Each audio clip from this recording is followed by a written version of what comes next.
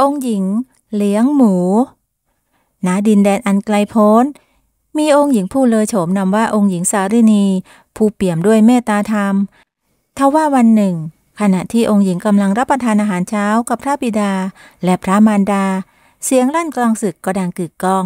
ข้าศึกได้บุกเข้ามาในพระนครด้วยกำลังพลมหาศาลยากที่จะต้านทานองค์หญิงสารินีร้อนใจมากทว่าพระบิดากลับสั่งให้นางหนีไปกับนางกำนันเพื่อความปลอดภัยองค์หญิงเจ้าคะหนีไปก่อนเถิดเจ้าค่ะที่นี่ไม่ปลอดภัยอีกแล้วเจ้าค่ะแต่ว่าท่านพ่อกับท่านแม่ของข้าล่ะอย่าห่วงไปเลยเจ้าค่ะท่านทั้งสองมีทหารคอยอารักขาอยู่แล้วเรารีบไปกันเถิดเจ้าค่ะองค์หญิงตัดสินใจในที่สุดนางคว้าเสื้อคลุมแล้วก็รีบออกไปจากวังโดยฉับพลันมีเพียงนางกำนันคู่ใจติดตามไปด้วยทั้งสองเร่งรีบเดินทางหนีเข้าไปในป่าลึกในยามราตรีอันมืดมิดมีเพียงแสงจันทร์เป็นเพื่อนร่วมทางทั้งสองก้าวเดินโดยไม่หยุดพักเพราะกลัวว่าข้าศึกจะตามมาทันในที่สุดก็ต้องหยุดพักด้วยความอ่อนล้าองค์หญิงและนางกำนันก็เผลอหลับไปใต้ต้นไม้ใหญ่ที่ชื้นแฉะเช้าวันรุ่งขึ้นถึงได้รู้ตัวว่าตัวเองหลงเข้ามาอยู่ในหมู่บ้านแห่งหนึ่งที่อยู่ชายป่านี่เรามาอยู่ที่ไหนกันเห็นจะเป็นที่ไหนสักแห่งเจ้าค่ะต้องลองเข้าไปขอความช่วยเหลือดูก่อนนางกำนันอย่างไม่แน่ใจแต่ก็ต้องตัดสินใจเสี่ยงดูทั้งสองจึงย่างเท้าเข้าไปในหมู่บ้านอย่างระแวดระวังสัญชาตญาณบอกว่ายังไม่ปลอดภัยที่จะเปิดเผยตัวตนองค์หญิงและนางกำนันต่างหวั่นเกรงอันตรายที่จะมาถึงแต่ในเวลานี้ไม่มีทางเลือกอื่นแล้วนอกจากขอความช่วยเหลือจากชาวบ้านยอมเสี่ยงดีกว่าต้องทนหิวโหยเมื่อเข้าไปในหมู่บ้านชาวบ้านที่พบเห็นต่างพากันจ้องมองด้วยสายตาแปลกๆเพราะไม่เคยเห็นคนแต่งกายประหลาดแบบนี้มาก่อนชายชราคนหนึ่งนั้นจึงถามออกมาพวกท่านมาจากที่ใดทำไมถึงได้มาอยู่ที่นี่ได้พวกเราเป็นนักเดินทางที่หลงทางมาจ้ะไม่ทราบว่าจะขออาศัยอยู่ที่นี่ชั่วคราวได้หรือไม่พวกเรากำลังหิวมากไม่ทราบว่าพอจะมีอาหารและที่พักให้เราสองคนบ้างไหมจ๊ะพวกเรายินดีต้อนรับแต่หมู่บ้านเรายากจนนักไม่อาจให้ที่พักพิงที่แสนสะดวกได้เหมือนที่อื่นแถมในตอนนี้ก็ไม่มีเรือนว่างเลยข้าคิดว่าพวกท่านคงต้องไปช่วยเลี้ยงหมูไปพลางๆส่วนกลางคืนก็ค่อยหาที่หลับที่นอนในคอกหมูนั่นแหละพอถึงฤดูเก็บเกี่ยวก็อาจจะมีที่พักที่ดีกว่านี้ชายชราแนะนำด้วยน้ำเสียงที่จริงใจแม้จะรู้สึกสิ้นหวังแต่องค์หญิงและนางกำนันต่างก็หมดหนทางยอมรับข้อเสนอนั้นอย่างไม่มีทางเลือกเป็นเรื่องที่คาดไม่ถึงเลยว่าวันหนึ่งตนจะต้องมาเลี้ยงหมูและนอนในคอกหมูแต่ก็ยังดีกว่าต้องไร้ซึ่งแหล่งที่อาศัยทั้งสองพากันนอนถอนหายใจและหมดกำลังใจแต่ก็พร้อมจะสู้ต่อเพื่อวันข้างหน้าที่จะได้กลับคืนสู่วังหลวงอีกครั้งแสงอรุณสาดส่องลอดผ่านใบไม้องค์หญิงค่อยๆลืมตาขึ้นมองไปรอบกายอย่างงุนงงสงสัยสถานที่แห่งนี้ช่างแตกต่างจากพระราชวังเสียจริงจากที่เคยมีเสื้อผ้าสวยงามบัดนี้มีเพียงเสื้อผ้าเก่าคร่ำครึเจ้าหญิงผู้เลอโฉมกลายเป็นหญิงสามัญชนแม้จะทุกข์ระทมแต่องค์หญิงก็ตระหนักดีว่าจำต้องยอมรับชะตากรรมที่ถูกลิขิตการเอาชีวิตรอดสำคัญยิ่งกว่าสิ่งใดนางและนางกำนันพากันไปหาเจ้าของฟาร์มหมูเพื่อขออาศัยทำงานแลกกับที่พักพิงพวกเจ้าคงยังไม่ชินกับการเลี้ยงหมูข้าจะสอนวิธีให้เองแต่อย่าคาดหวังอะไรมากพวกเราเป็นแค่ฟาร์มเล็กๆคงให้ค่าตอบแทนดีๆไม่ได้แค่มีข้าวให้กินมีที่ให้นอนเท่านั้นพวกเราเข้าใจเจ้าค่ะไม่ต้องเป็นห่วงเราจะตั้งใจทำงานให้ดีที่สุดขอบคุณมากที่ให้ที่พักพิงแก่พวกเราเจ้าหญิงไม่เคยต้องลงแรงหนักมาก่อน มือที่เคยนุ่มนวลบัดนี้ต้องคลุกคลีกับสิ่งสกปรกแต่นางก็ไม่เคยย่อท้อฟื้นฝ่าฟันทำทุกอย่างเพื่อแลกกับข้าวแม้จะเหน็ดเหนื่อยแสนเข็ญแต่ก็ไม่มีทางเลือกต้องสู้ไปวันๆเพื่อความอยู่รอดผ่านไปหลายสัปดาห์องค์หญิงและนางกำนันคนสนิทก็ชินกับชีวิตใหม่มากขึ้นหน้าที่หลักก็คือให้อาหารหมูทำความสะอาดคอกหมูไล่ต้อนหมูไปมาแม้จะเหนื่อยแต่ก็ค่อยๆเรียนรู้ไปจนทำได้ดีขึ้นทุกวันการต้องตื่นแต่เช้ามาให้อาหารหมูนี่เหนื่อยกว่าตอนรับใช้องค์หญิงเสียอีกแถมยังเหม็นเน่าไปทั้งตัวไม่รู้ว่าจะต้องทนไปอีกนานแค่ไหนแต่ก็เพื่อความอยู่รอดเราต้องสู้ต่อไปนะเพคะองค์หญิงจริงของเจ้าข้าเองก็ไม่เคยคิดว่าจะต้องมาใช้ชีวิตเช่นนี้แต่พวกเรายังโชคดีที่มีที่พักมีข้าวให้กินมีงานทำถ้าเทียบกับชาวบ้านที่ต้องลำบากกว่านี้มากเราถือว่าสบายมากกว่าพวกเขาเสียอีกอย่าท้อเลยนะสักวันเราต้องผ่านมันไปให้ได้นอกจากทำหน้าที่ในฟาร์มองค์หญิงและนางกำนันยังต้องช่วยงานอื่นๆในชุมชนด้วยทั้งตักน้ำตัดฟืนปลูกผักถักทอและอื่นๆอีกมากมายแม้งานจะหนักแต่ก็เป็นกำลังแรงงานที่ชาวบ้านขาดไม่ได้เจ้าหญิงรู้สึกภาคภูมิใจที่ได้ช่วยเหลือผู้คนและได้เรียนรู้การใช้ชีวิตเรียบง่ายเช่นนี้การเวลาล่วงเลยมาเนิ่นนานชีวิตที่แสนยากลำบากขององค์หญิงกับนางกำนันผู้พักดีดำเนินมาถึงปีที่2แม้ความเป็นอยู่จะไม่สะดวกสบายแต่ทั้งสองเริ่มชินและพอใจกับสิ่งที่ตนมีจากที่เคยอยากกลับวังบัดนี้รักที่จะได้อยู่ท่ามกลางชาวบ้านเพราะที่นี่เต็มไปด้วยน้ำใจที่งดงามวันหนึ่งขณะที่องค์หญิงกำลังเก็บไข่ไก่อยู่ในเล้าก็มีเสียงตะโกนดังแว่วมาแต่ไกลมีข่าวดีมาบอกข่าวด่วนข่าวล่าจากเมืองหลวงข้าศึกสงครามสงบลงแล้วบ้านเมืองกลับคืนสู่สันติสุขแล้วเสียงนั้นดังกึกก้องไปทั่วหมู่บ้านผู้คนต่างโห่ร้องด้วยความดีใจบ้างก็กอดกันบ้างก็หัวเราะน้ำตาไหลในที่สุดความสงบสุขก็กลับคืนมาองค์หญิงสารินีได้ยินดังนั้นก็รีบวางตะกร้าไข่ทันทีรีบวิ่งไปบอกข่าวแกนางกำนันพร้อมกับกุมมือกันด้วยความปลาบปลื้มเจ้าได้ยินไหมสงครามสงบแล้ว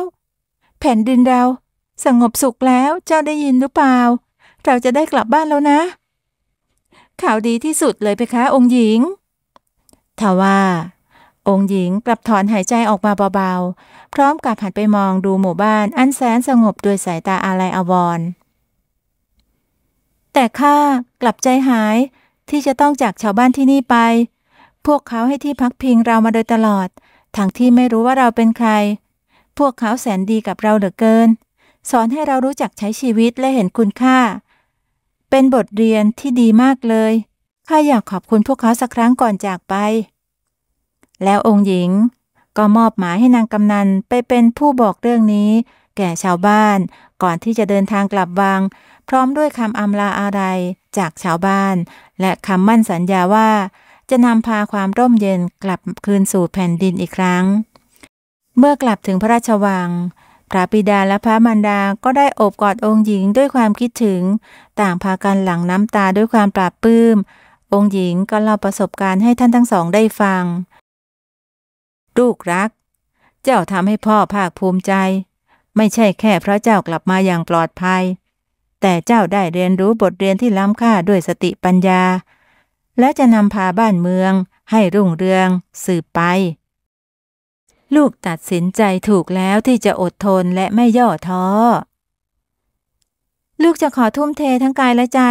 เพื่อปกป้องราษฎรให้ดีที่สุดเพคะท่านพ่อท่านแม่หลังจากเสด็จกลับสู่วังหลวงนางก็ได้อุทิศพระองค์เพื่อฟื้นฟูบ้านเมืองและได้เยี่ยมเยือนชาวบ้านรับฟังทุกสุขของผู้คนชาวบ้านต่างซาบซึ้งและปลาบปลื้มอย่างมากเมื่อครบรอบ20 ปีแห่งการครองราชย์องค์หญิงสารินีก็ได้จัดพิธีฉลองอย่างยิ่งใหญ่แม้การเวลาจะผ่านไปนับร้อยปีแต่พระนามขององค์หญิงสารินียังคงจารึกอยู่ในประวัติศาสตร์ในฐานะมหาราชินีผู้ยิ่งใหญ่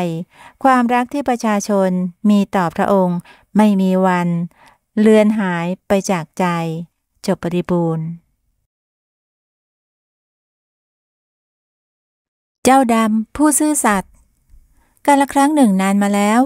มีแมวจรจัดสีดำสนิทตัวหนึ่งชื่อว่าเจ้าดำกำลังเดินลุยความเหน็บหนาวมาตลอดทั้งวันด้วยสัญชาตญาณที่แข็งแกร่งเจ้าดำจึงบากบั่นเดินต่อไปเรื่อยๆแล้วกับนักรบบนภารกิจสำคัญจนกระทั่งเจอปราสาทหลังใหญ่ที่ดูอบอุ่นน่าพักพิงเจ้าดำจึงสะกดจิตตัวเองให้ลืมความเหน็บหนาวแล้วกระโดดข้ามคูน้ำที่กลายเป็นน้ำแข็งพยายามไต่ผนังด้วยกำลังเท่าที่เหลืออยู่เพื่อจะเข้าไปในปราสาทให้ได้แต่แล้วเจ้าแมวน้อยกลับหมดแรงเสียก่อนได้แต่นอนแผ่หลาอยู่ที่หน้าประตูทันใดนั้นเองเจ้าชายรูปงามก็เปิดประตูออกมาพอดีเห็นเจ้าแมวน้อยนอนหมดแรงจึงอุทานขึ้นด้วยความแปลกใจเจ้าแมวเหมียวนี่เจ้ามาอยู่ที่นี่ได้ยังไงกันเมียวเอาละข้าจะอุ้มเจ้าเข้าไปข้างในปราสาทเองเพื่อให้ร่างกายของเจ้าอบอุ่นขึ้นเจ้าชายหนุ่มรีบอุ้มเจ้าดำเข้าไปในปราสาทพาเดินเข้าที่ห้องโถงที่เงียบสงัดแล้วนำไปวางไว้ใกล้เตาผิงที่ให้ความอบอุ่นไม่นานขนของเจ้าดำก็แห้งสนิทและไม่หนาวสั่นเจ้าแมวน้อยดูจะเริ่มชอบที่นี่ซะแล้วหลายปีต่อมาเจ้าดำก็อาศัยอยู่ในปราสาทนี้กับเจ้าชายผู้ใจดีมาตลอดในทุกๆวันเจ้าชายมักจะตั้งหน้าตั้งตาฝึกร่ายเวทมนต์ต่างๆเพื่อจะได้เป็นจอมเวทที่เก่งกล้าสามารถ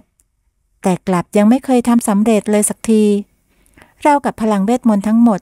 จะไหลเวียนเข้าสู่ร่างกายของเจ้าดำมากกว่าจนกระทั่งอยู่มาวันหนึ่งเจ้าดำก็ได้พูดขึ้นซึ่งเจ้าชายเองก็ไม่เคยรู้มาก่อนว่ามันพูดได้เจ้าชายพลังเวทของท่าน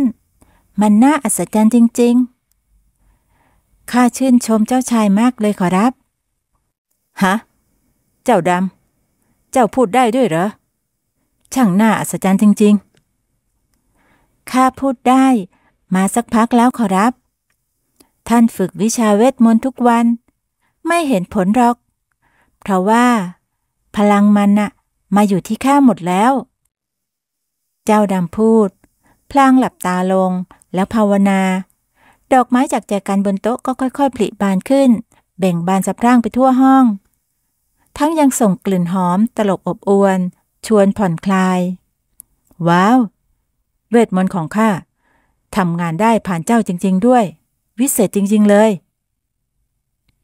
เจ้าชายรีบคว้าเจ้าดำไปกอดไว้แน่น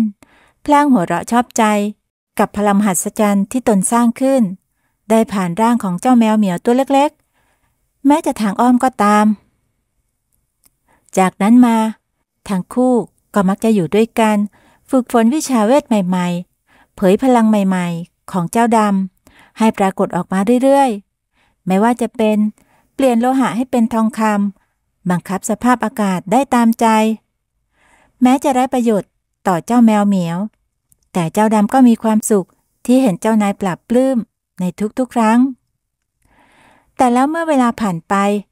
เจ้าดำก็เริ่มคิดถึงคำถามสำคัญที่ตัวเองเคยสงสัยจึงเอ่ยถามออกไปว่าเจ้าชายข้ามีเรื่องสงสัยมาตลอดเลยนะทำไมปราสาทหลังใหญ่แบบนี้กลับมีท่านเพียงคนเดียวเท่านั้นตลอด10 ปีที่ข้าอยู่ที่นี่ข้าไม่เคยเห็นใครเลยสักคนก็เพราะเทพธิดาเอาคนอื่นๆในปราสาทไปหมดแล้วนะสิเทพธิดาแล้วนางเป็นใครกันขอรับช่วยเล่าให้ข้าฟังหน่อยสินางเป็นเทพธิดาที่สวยงามที่สุดเท่าที่ข้าเคยเห็นมาเลยผิวขาวผ่องผมสีน้ำตาลเข้มเป็นประกายข้าเคยเห็นรูปวาดของนางในตำราเท่านั้นแหละพูดแล้วเจ้าชายก็ตัดสินใจเดินไปยังห้องทางตะวันออกของปราสาทซึ่งไม่เคยมีใครได้ใช้มาหลายปีเจ้าดำวิ่งตามเจ้านายไปติดๆเมื่อพี่ชายของข้าได้รับจดหมายเชิญไปงานเต้นรำฤดูหนาวของนางแหวนวงนี้ก็ถูกส่งมาด้วย มันจะชี้ทางไปยังอาณาจักรของเทพธิดาผู้คนลือกันว่าหนทางข้างหน้าเต็มไปด้วยอันตรายแต่ข้ามุ่งมั่นจะไปพบนางให้ได้แล้วทำไมพี่ชายของท่านถึงไม่ไปเต้นรำล่ะขอรับจดหมายเชิญนั่นยังอยู่ที่นี่อยู่เลยก็เพราะพี่ชายของข้ารักผู้หญิงอีกคนหนึ่งไงล่ะเขาจึงไม่อาจทรยศนางไปหาเทพธิดาได้ต่อให้นางจะงดงามสักเพียงใดก็ตามเทพธิดาจึงโกรธมากได้สาปแช่งอาณาจักรของเราไว้มีเพียงข้าคนเดียวเท่านั้นที่รอดมาได้ข้าถือว่านี่เป็นสัญญาณว่านางต้องการให้ข้าตามไปพบและขอนางแต่งงานเจ้าดำเจ้าจะร่วมเดินทางไปกับข้าใช่ไหมข้าเป็นเนบุญคุณของนายท่านข้าจะอาสาไปในดินแดนอันไม่รู้จักนี้และคอยช่วยเหลือท่านเท่าที่ข้าจะทำได้ขอรับเจ้าชายยิ้มกว้างเป็นรอยยิ้มที่เจ้าดำไม่เคยเห็นมาก่อนปกติเจ้าชายจะทำหน้านิ้วคิ้วขมวดขณะกำลังอ่านตำราเวทมนต์อยู่เสมอส่วนยามอื่นๆก็จะมีสีหน้าหม่นหมองเศร้าซึมเพราะความวังเวงในปราสาทแต่แล้วทันใดนั้นเองขณะที่เจ้าชายสวมแหวนเข้าที่นิ้วก็ปรากฏแสงสว่างจ้าขึ้นก่อตัวเป็นดาบเล่มหนึ่งคมดาบนั้นคมกริบจนสามารถผ่านหนังสือได้เป็น2 ท่อนด้ามจับหุ้มด้วยหนังถักทอสีน้ำตาลสวยงามข้าดีใจจริงๆที่มีเจ้าเป็นเพื่อนเดินทางนะเจ้าดำด้วยดาบเล่มนี้ต่อให้เป็นศัตรูจะฉกาจสักแค่ไหนข้าก็จะสามารถเอาชนะได้แน่ๆข้าจะทำสิ่งที่พี่ชายไม่กล้าทำแล้วจะนำความรุ่งโรจน์กลับมาคืนสู่อาณาจักรของเราให้ได้ข้าเชื่อมั่นในตัวท่าน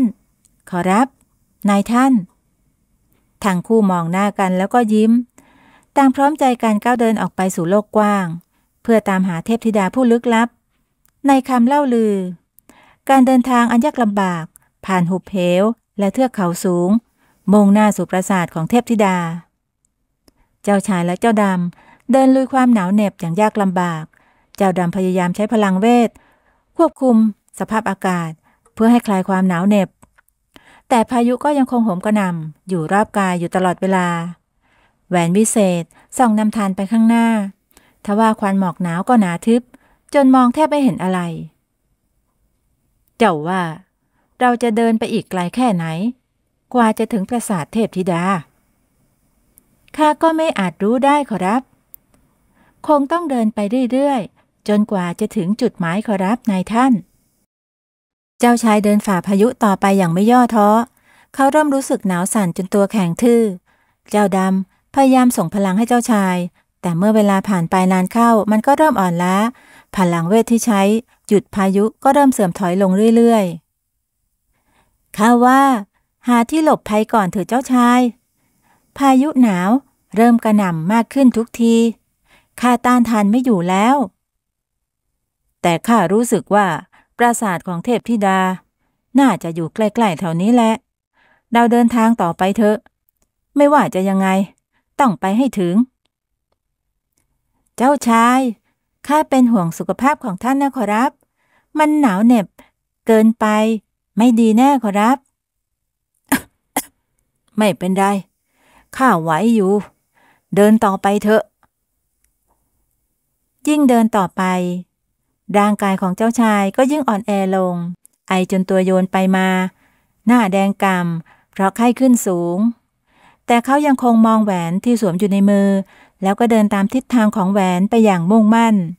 ในที่สุดปราสาทขนาดยักษ์ก็ปรากฏขึ้นท่ามกลางพายุหนาวตรงหน้าของพวกเขาเอ๊ะนี่มันปราสาทอันยิ่งใหญ่ของเทพธิดาจริงๆด้วยในที่สุดการเดินทางอันแสนเหนื่อยของเรา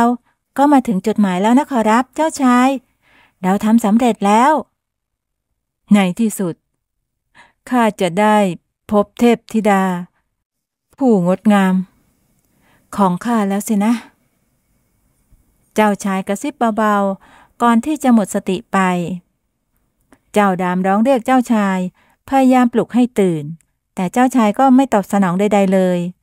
เจ้าดำเองก็รู้สึกเหนื่อยอ่อนได้เรี่ยวแรงพลังเวททั้งหมดก็หายไปจนหมดมันกลายเป็นเพียงแมวดำธรรมดา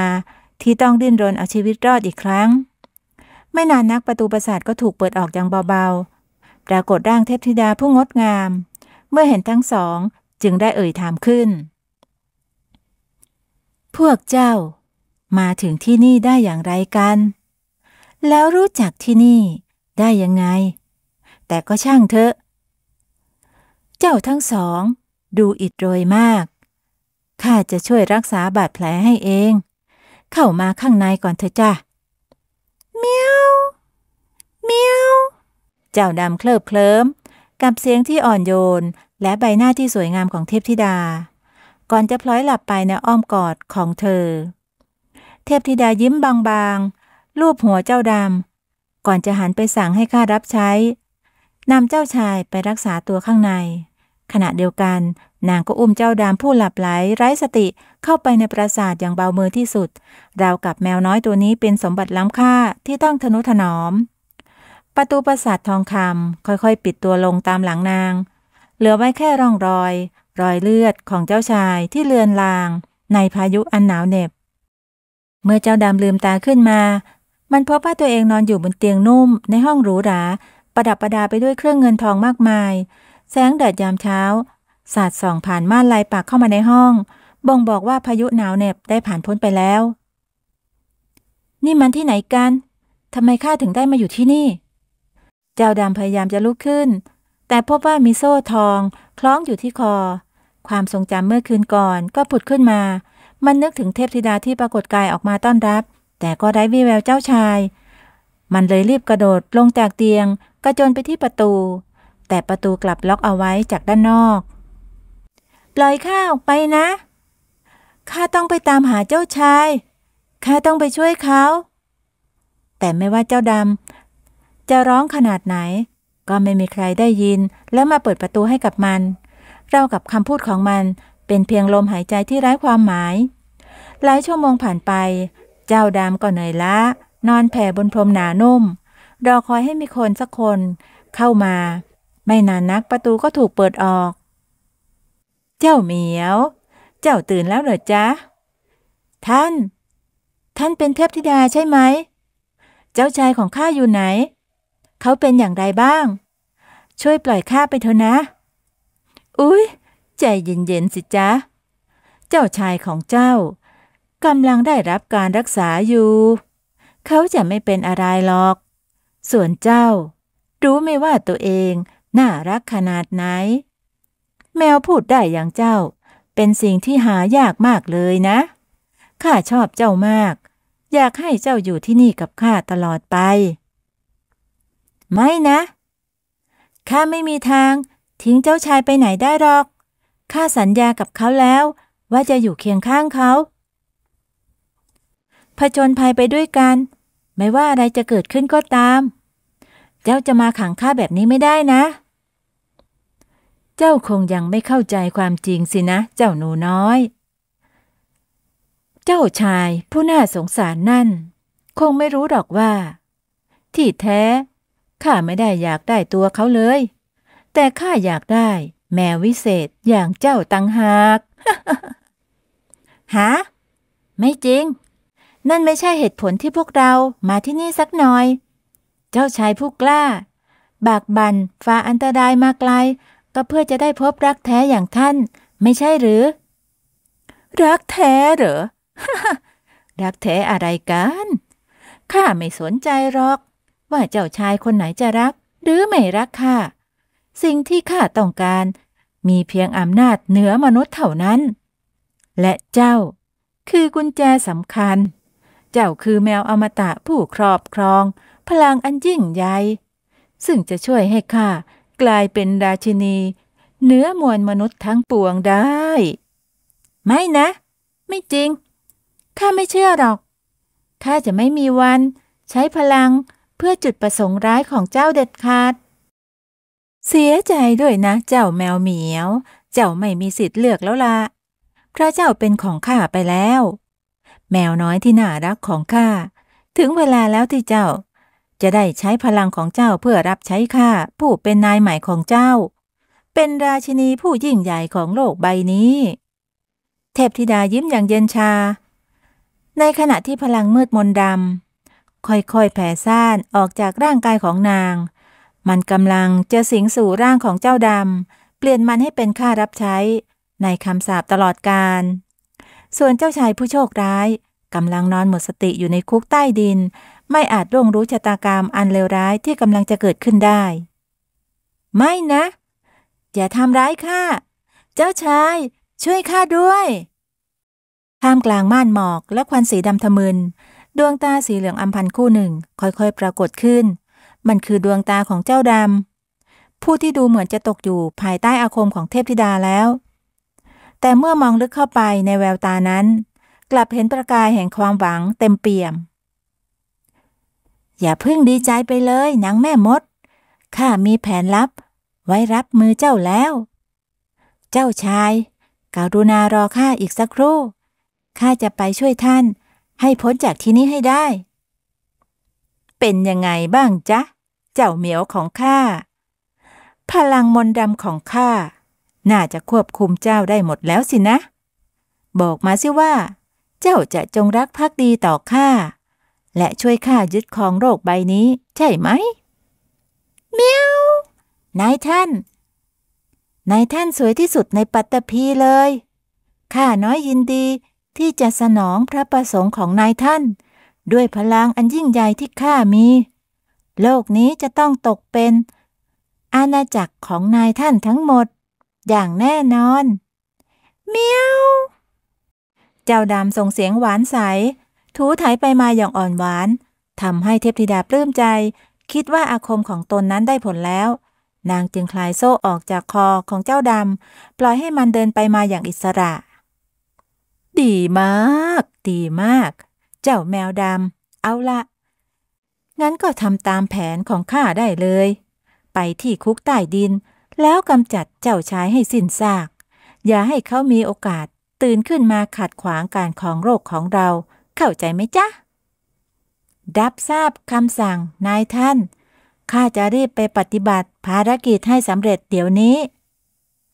เจ้าดำกล่าวรับคำสั่งด้วยน้ำเสียงนอบน้อมก่อนจะวิ่งปรู๊ดไปแล้วก็หาทางเข้าไปที่คุกใต้ดินเทพธิดาได้แต่หัวเราะชอบใจคิดว่าตนได้ทาสรับใช้ที่ดีเยี่ยมแต่เมื่อมาถึงคุกใต้ดินเจ้าดำกลับพบว่าเจ้าชายไม่ได้สลบสลายอย่างที่คิดแต่เขากลับกำลังพยายามทุบกำแพงหินอย่างทรหดเจ้าดำเจ้ามาได้ยังไงเจ้าปลอดภัยดีแล้วหรือข้าเป็นห่วงเจ้ามากเลยช่างมันเถอะขอรับข้าแค่แซงทำเป็นถูกควบคุมเท่านั้นเองเพื่อจะได้มาช่วยท่านหนีไปได้ไงล่ะเจ้าช่างฉลาดมากเจ้าดำถ้าเป็นเช่นนั้นงั้นเราก็รีบหนีออกไปจากที่นี่กันเถอะไม่ได้ขอรับข้าไม่อาจจะยอมให้นางแม่มดทำตามใจชอบได้ข้าต้องหยุดยั้งแผนการชั่วร้ายของนางเอาไว้ให้ได้ท่านออกไปก่อนเถอะข้ามีเรื่องต้องจัดการข้าจะไม่ทิ้งเจ้าจำไว้ว่าสิ่งที่ข้าต้องการไม่ใช่เทพธิดาแต่เป็นเจ้าเพื่อนแท้ของข้าต่างหากข้าจะอยู่เคียงข้างเจ้าและสู้เคียงบ่าเคียงไหล่ไปด้วยกันไม่มีอะไรจะมาพรากเราจากกันอีกแล้วทั้งคู่สวมกอดกันด้วยน้ำตาน้ำใจอันแน่วแน่ของเจ้าชายทำให้เจ้าดำซาบซึ้งแต่ก็นึกได้ว่ายังมีศัตรูที่รออยู่งั้นเราไปด้วยกันถึงเวลาแล้วที่จะเดินทางไปพบกับนางแม่มดที่ใครๆคิดว่าเป็นเทพธิดาแล้วปิดฉากชะตากรรมทั้งหมดนี้เสียทีด้วยพลังแห่งความซื่อสัตย์และความรักแท้ของเรามันจะไม่แพ้นางอย่างแน่นอนงั้นไปกันเลยเจ้าดำผู้กล้าหาญเรามีดาบเล่มนี้แล้วก็มีกันและกันต่อให้เป็นเทพหรือแม่มดก็หยุดเราไม่ได้เดินหน้าไปพิชิตเทพธิดากันเถอะทั้งคู่ก้าวเดินออกไปจากคุกใต้ดินอย่างองอาจ สายลมพัดผ่านทำให้มีกลีบกุหลาบโปรยปลายไปทั่วเจ้าดำยังคงใช้พลังบานสะพรั่งเจ้าชายยิ้มกว้างกับดาบในมือทั้งคู่ก้าวเดินออกจากคุกใต้ดินอย่างองอาจสายลมพัดผ่านทำให้มีกลีบกุหลาบโปรยปลายไปทั่วเจ้าดำยังคงใช้พลังได้อีกครั้งเจ้าชายยิ้มกว้างกับดาบในมือพวกเขาพร้อมแล้วสำหรับการปะทะครั้งสุดท้ายไม่ว่าจะเป็นเวทมนต์ชั้นสูงแค่ไหนของเทพธิดาพวกเขาก็จะฝ่าฟันมันไปให้ได้เพื่อให้โลกใบนี้ปลอดภัยจากการครอบงำของฝ่ายมืดเพื่อปกป้องไออุ่นแห่งมิตรภาพและความรักที่พวกเขามีเพื่อทุกคนจะได้ใช้ชีวิตอย่างอิสระสุขสงบการต่อสู้ครั้งยิ่งใหญ่กำลังจะอุบัติขึ้นในที่สุดเจ้าชายและเจ้าดำก็ปราบนางแม่มดหรือเทพธิดาได้สิ้นซากเมืองของเจ้าชายที่ถูกสาปก็กลับสู่สภาวะปกติสุขอีกครั้งเราทำสำเร็จแล้วเจ้าดำต่อไปนี้เราจะอยู่ด้วยกันตลอดไปนะขอรับนายท่านข้าจะอยู่กับนายท่านไปจนกว่าชีวิตจะหาไม่ทั้งสองกอดกันด้วยความดีใจมองออกไปนอกหน้าต่างเห็นสภาพบ้านเมืองที่กลับคืนสู่ปกติก็ยิ้มอย่างมีความสุขจากนั้นทั้งสองก็ไม่มีพลังใดๆและดาบวิเศษรวมถึงแหวนก็หายไปด้วยและไม่เคยมีเหตุการณ์ใดๆหรือเหตุการณ์ร้ายเกิดขึ้นอีกเลยจบบริบูรณ์